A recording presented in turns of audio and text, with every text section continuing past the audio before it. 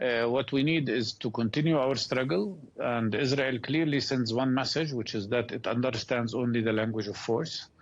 But what we need also is a very strong international pressure to stop this atrocity against Palestinian population.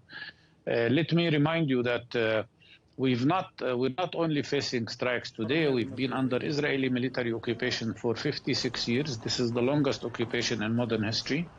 We've been suffering from a system of apartheid that is described as much worse than whatever happened before in South Africa.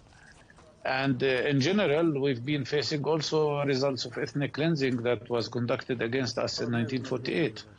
So the sum of all of that is that Palestine is probably now the place of the greatest suffering in the world.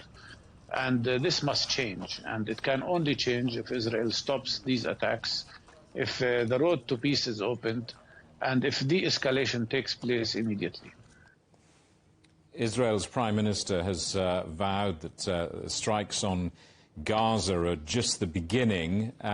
In your view, what does that look like? What do you think happens next in terms of Israel's plans? They're talking about a ground operation next.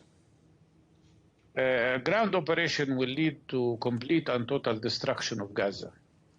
I mean by that no house will be left standing. That is a horrible, horrible result and horrible mistake. But a ground operation could provoke a regional war. I don't think that Hezbollah in the north will stay silent. And this could mean that Israel will engage in another war in the north.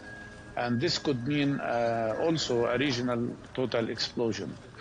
So Netanyahu is playing with fire. He knows that he will be dismissed because of his failure in standing up to Hamas attack. But he's trying to protect his position by killing more and more people. He doesn't care about Palestinians or Israelis. He cares only about himself. And as such, he is the worst criminal opportunist ever. To outsiders, will you explain how the Palestinian cause could possibly have been served or advanced by Hamas's actions? Well, you must understand some of the actions that happened against civilians were not necessarily committed by Hamas. There was a complete chaos. We are against attacking any civilian.